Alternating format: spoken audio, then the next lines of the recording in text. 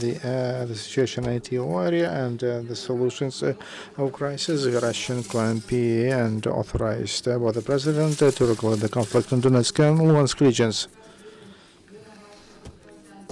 Conflict settlement in Donetsk and Luhansk region will update on the situation in ATO zone and the possible ways to resolve the conflict. Proszę. And also, Maria Ionova, MP, will also join us.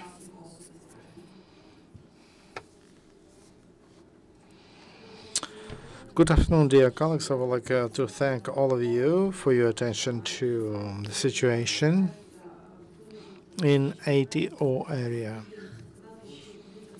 And the position of the President of Ukraine is as follows. We have to put all the efforts to provide support to people who are there on the territory, and also for us, new government to work on that, a new parliament, and all the structures of the administration of the President and the President. We have referred with MP Ionova from Donetsk and Luhansk regions. We were in S sector A, B, where it's not easy, and every day, unfortunately, they abuse ceasefire. I mean, militants and Ukrainian cities and villages are suffering because of harass systems and howitz, and the militants are shelling upon them. And in hospitals, we see civilians who are wounded, women who lost their limbs, and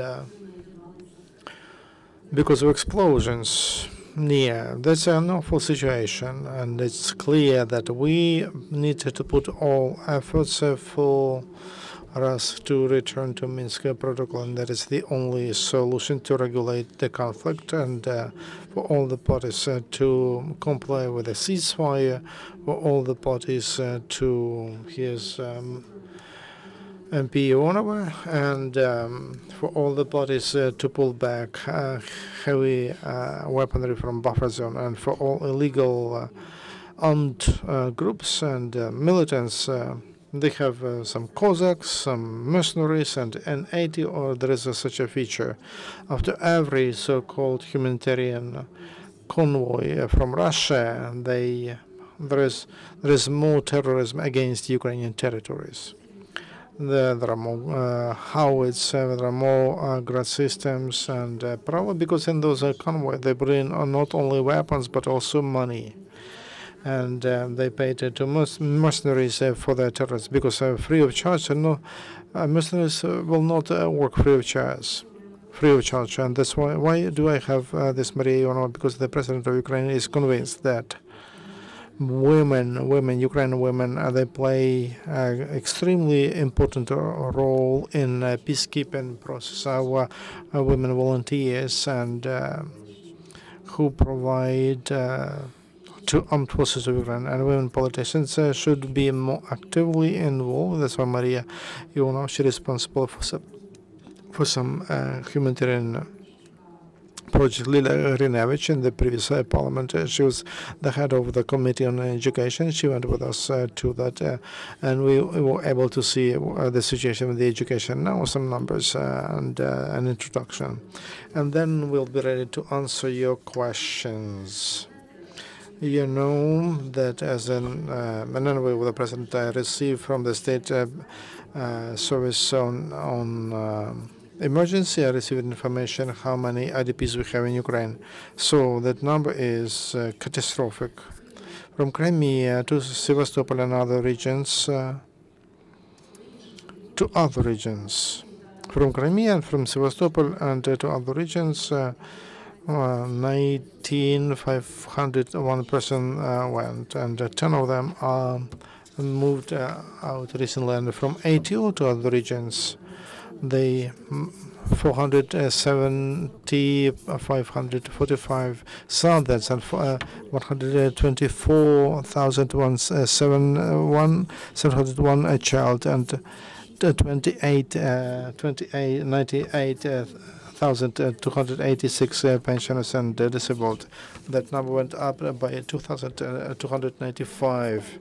So on Thursday, 3,000 people left those territories which is under control of militants, and 100 not because of good life. And they went to those territories where Ukrainian state government guarantees peace, security, and social guarantees. I gave you that number, but more than every 100th citizen of Ukraine is an IDP. This is a huge number, huge burden for Ukrainian budget, and it's incredible comparing to the problem the budget and government are facing. And it's clear that the new government and new parliament, they have to understand new level of these challenges, what local authorities told us. And we cooperate with the heads of regional administrations in Donetsk and Luhansk regions. They are absolutely made correct that it's the president of Ukraine monthly visits Donbass, but the government have never visited it. Not the Ministry of Social Policy, Minister of Education, Minister of Healthcare, Minister of Finances, Minister of Economy, of course, the Minister of Defense visits, and the Minister of Interior, and that's it. Probably it's not normal that the government that must be quick and in solving issues of IDPs, of life in ATO area. They decided in theory in Kiev without knowing a problem, which is very important, especially on such issues like social, welfare, education, and security. That's why in our faction and the new elected prime minister, we had an initiative.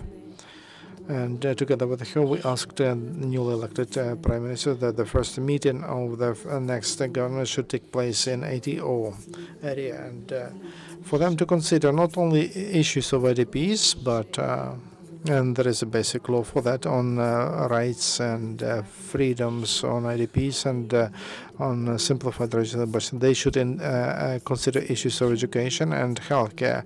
That's very important. The dialogue we should strengthen with regions, communication with regions that are under the control of the government. Because we speak about healthcare, just imagine, Maria will speak more about that, but our, for example, oncological or TB, this hospital in Luhansk and Donetsk with a normal equipment, because they were financed by the country, they are still there. They are robbed. Equipment is taken out, and it's clear. And those guys are from Russian Federation. Patients don't receive any assistance, and we need to think how to finance, how to direct that financial support to other hospitals. That's why in Severodonetsk they are building, creating a regional hospital, but now we will have to fill it with equipment. So we're trying to work on that, and we are sure that only in close cooperation with the government and with the government. In education, 14 universities from territories which is under control of militants moved to other territories of Ukraine. As you know, Donetsk University is in the Vinnytsia region. With Maria, we visited Luhansk University after Shevchenko, which is now based in Starobelsk, and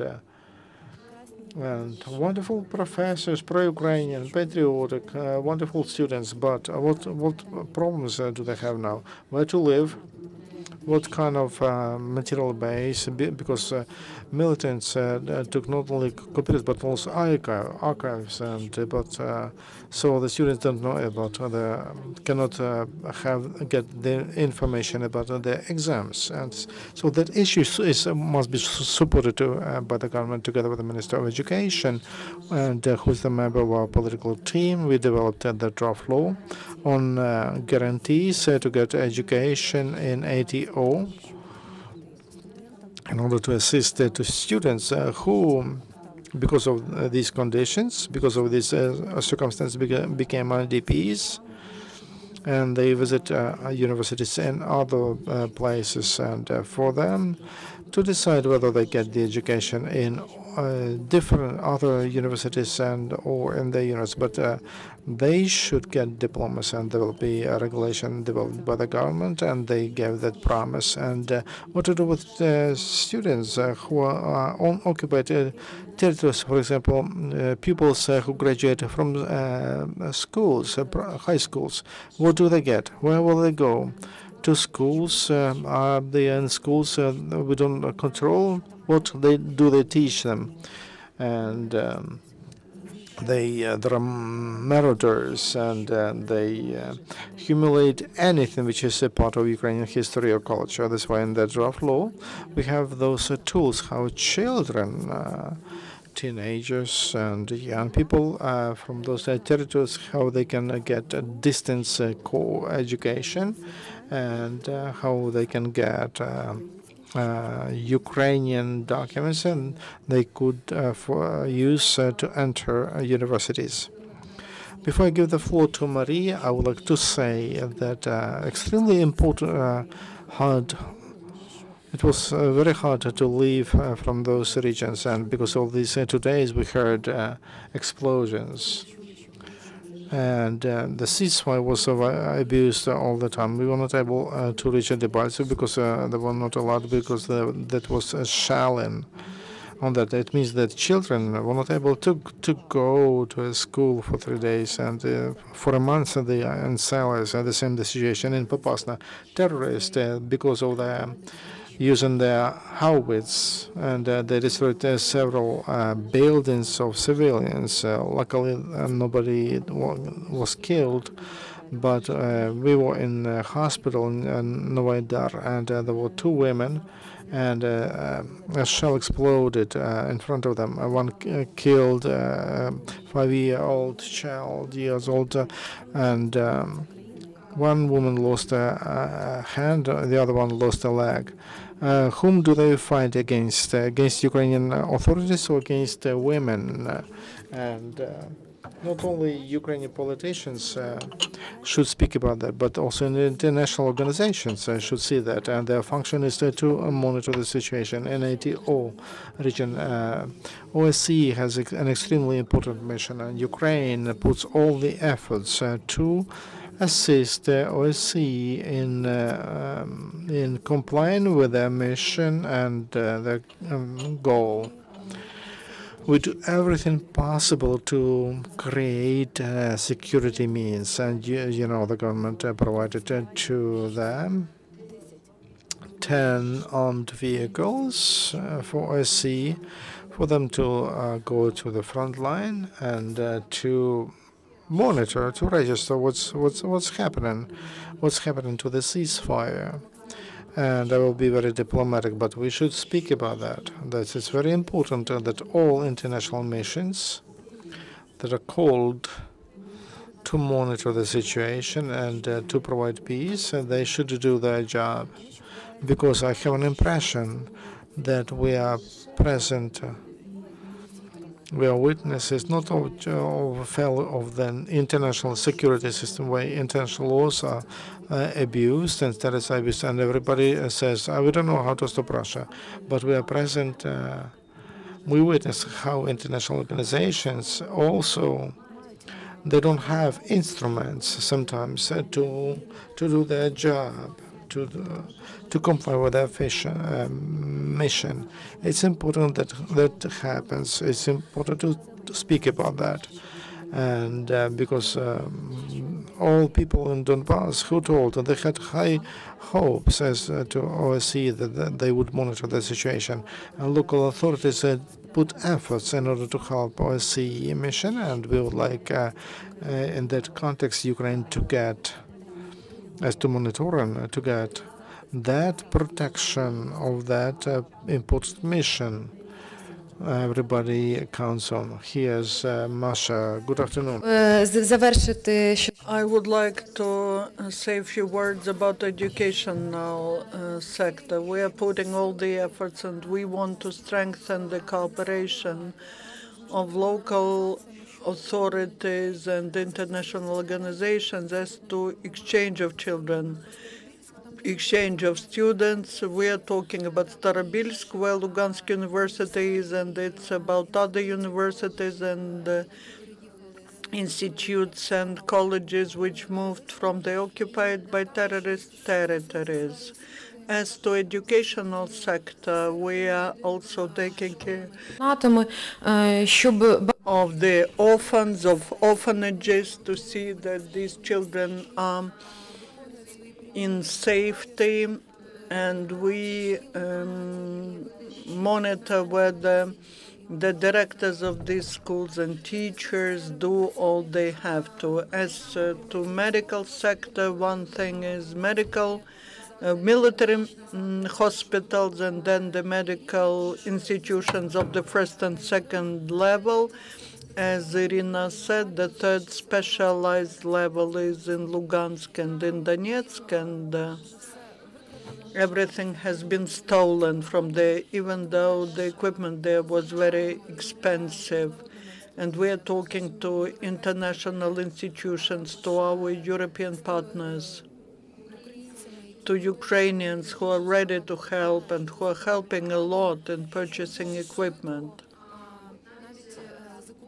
so that even the used medical equipment is bought, but we need to speed up this process to equip highly specialized medical institutions, because it also concerns the specialists, the doctors, which need the place where they can work, and then they will understand that if they move from Donetsk, they will have a place to work. As to military hospitals, we visited 7 of them, and we see in each hospital where they need more assistance or less assistance. So in the process, we have started the process of supplying even the expensive equipment, medical equipment, to the hospitals. Thank you, Iryna. Thank you, Maria. Do you have any questions? Then I have a question to Iryna. To what extent the coalition agreement reflects all the challenges you mentioned? Does it have any specific proposals or action plans on how the situation could be resolved, talking about military conflict and humanitarian crisis? Thank you for the question. I would like to say that the first item of the coalition agreement is on the national security and defense. And that is about the attempts to resolve the problems we are talking about. Also, we clearly state that our military doctrine requires amendments, and even the law on border service, we need to introduce amendments to this law, that the task of border troops is not just is also to protect the borders, because even according to the law, our border guards could not use the weapons when the tanks were attacking them. And the second thing is the budget, which is also this in the coalition agreement. We will have not an easy budget, not a simple one, but it has to be directed towards support of Ukrainian army, towards strengthening the army, and talking about social payments. We need to put a lot of efforts to protect the IDPs. There are many, when we talk to international missions, to journalists, people ask about what is our assessment of the latest decisions of the Security and Defense Council and the government, because we have now entered the new relations with financing the regions which are under control of the terrorists. Ukraine will not be financing terrorism, and not a single kopeck which could be used by terrorists will not be sent there. Second, Ukraine every day is responsible. Ukraine understands that in this prison organized by Zakharchenko and other puppets, there are thousands of Ukrainian citizens taken hostage, basically, there. And that is why Ukraine continues to supply gas and light to these territories, electricity, so that people do not get frozen, even though we do not get a single kopeck for that. Third, there are no international negotiations by the president, the speaker, the prime minister, with all international partners, where we wouldn't draw attention to the necessity to help in getting humanitarian mission to Donetsk and Luhansk, so that these people who need medicines, food, the hygiene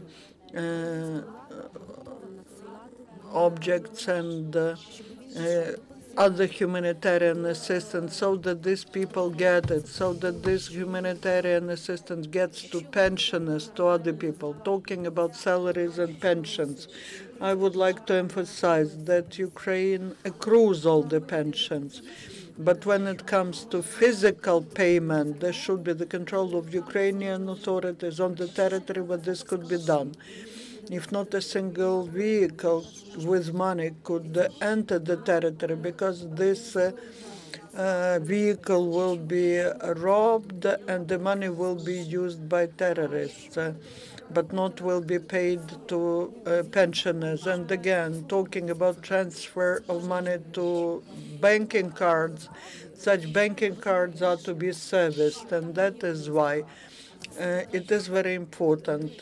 Where there are Ukrainian authorities, everything is paid.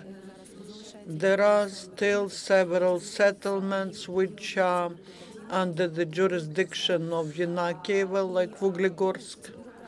That's a bureaucracy, and they have to move their accounts to the jurisdiction of another settlement, and the government will resolve the situation so that people get all their debts. In Lugansk Oblast, everything is done. Moskal has submitted some resolution. Verkhovna Rada approved it, and these accounts are moved to another places, like Lugansk University moved to Starobelsk, and all the salaries are paid, and the students get stipends. If legally something is in Donetsk and Lugansk, then some people declare themselves kings and emperors. They say that they do not need any humanitarian assistance from Ukraine, just give us money. Where we have the Ukrainian flag, the Ukrainian authorities are responsible for that. In Donetsk and Lugansk, there are prisons, for example. Can we be responsible for how these prisoners are kept there? Legally, these are the prisons for which Ukraine is responsible. So it's obvious that we have to say that we demand to give us these prisoners so that we keep them in the prisons in places where there are Ukrainian authorities, or otherwise we cannot be responsible for that. And the same is true about other things. The civil servants, they have to serve to the state of Ukraine. They have to move to the territory which is under the control of the Ukrainian authorities, especially in Donetsk and in Lugansk. There's a lot of work. Mr. Moskal and Mr. Kikhtenko in their regional administrations have plenty of jobs, but if you do not do anything for the state of Ukraine, you just want to get money, that's strange. And then all the pensions are accrued, and where the Ukrainian flag is hoisted, all the pensions are paid. If there's the rule of bandits, then physically Ukraine cannot physically exercise its functions. How to get out of that situation? There's only one way out: getting back to Minsk agreements, according to which step by step the Ukrainian authorities are to return to the territories which are under the control of the militants. The ceasefire should be observed by all the sides, removal of heavy weaponry, and the removal of the troops from the territory of the country which they entered, and also liberating of hostages. We know what's happening with hostages, and the negotiation processes on liberating them are not very simple. They were to be liberated during 2 weeks according to Minsk agreements, and that is why Ukrainian authorities insist that all the sides that signed Minsk agreement, and that's Ukraine, OSCE, and Russian Federation, the official representative of which Ambassador Zurabov signed it, had to observe all the agreements. And I would like to add that another sphere of our activities is talking to people. Iryna said how important it is for representatives of the government and politicians, MPs, to go there. Because, you know, the stereotypes are ruined, the stereotypes which were imposed on them, and people wait that people will come to the university, to the village, to the hospital, just communication. That is what they need. And that will be just for the benefit of the whole state. And this small percentage, which mentally is not for Russia, maybe there for the Soviet Union, we will change their mentality. And talking about our projects, talking about universities, we call upon our international partners not to organize the exchange programs, but we need assistance in mobile dormitories. As to hospitals, civil hospitals, we are trying to control how the supply of medicines like insulin and vaccines. Another question? The question to Gerashchenko. You mentioned about the numbers of IDPs from Crimea and ATO zone, but there are numbers of people who go back home.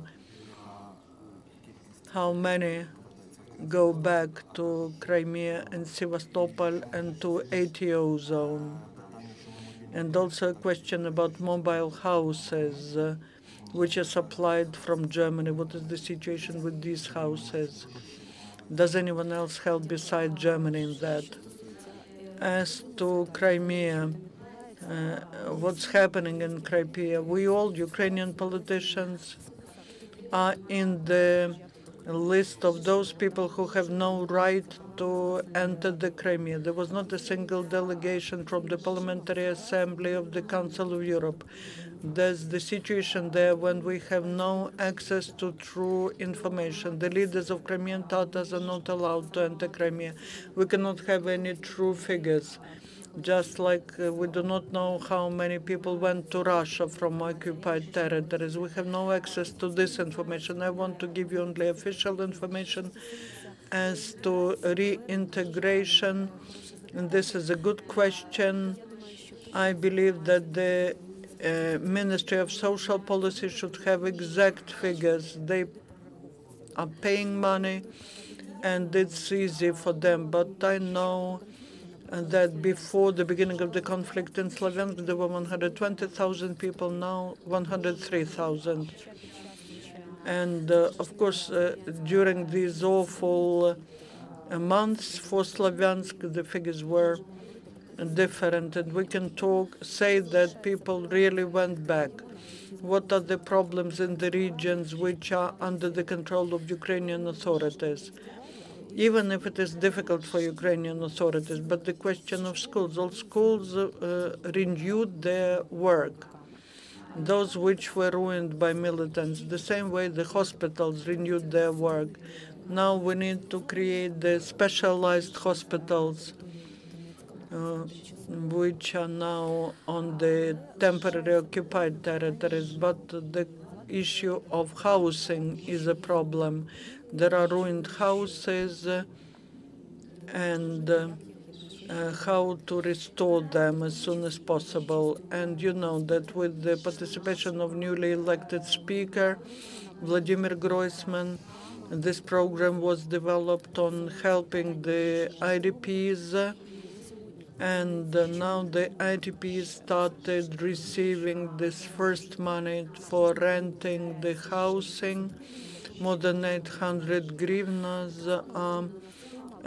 given to each person a month so that they can lease the house, and also some money is given for some minimum repairs. I do not know exact numbers, but approximately 120,000 hryvnias are allocated for restoration. Even on the territories which are under control of Ukrainian authorities, there are many houses which could be bought for this money, could be restored for this money.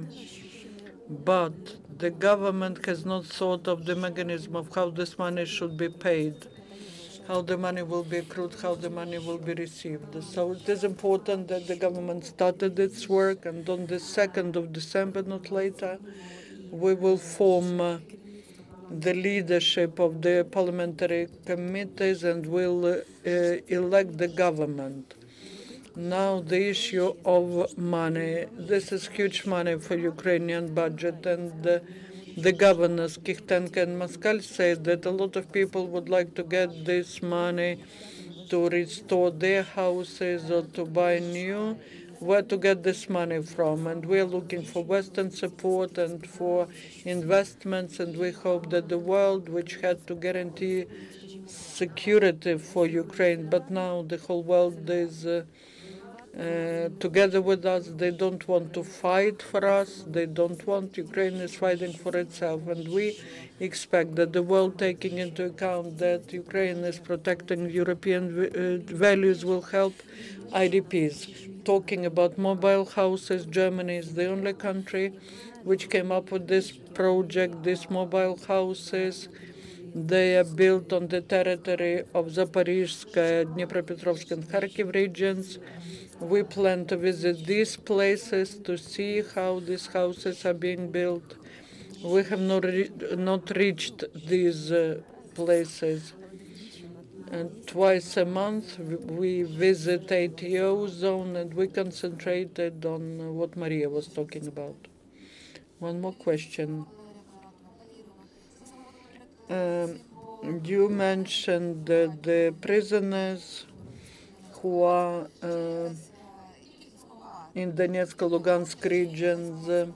Is there a new figure of these prisoners or the hostages, and how many of them are military?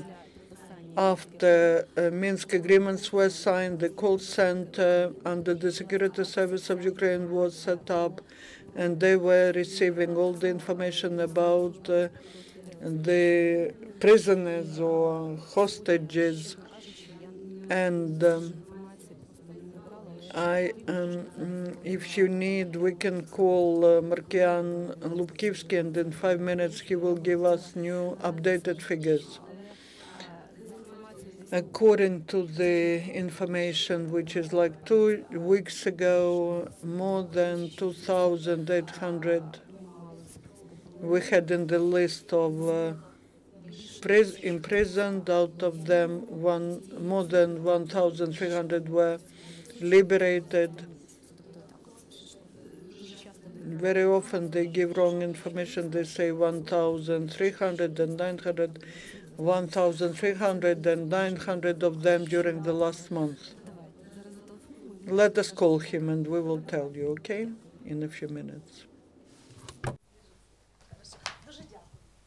Дуже дякую, пані Ірино. Thank you.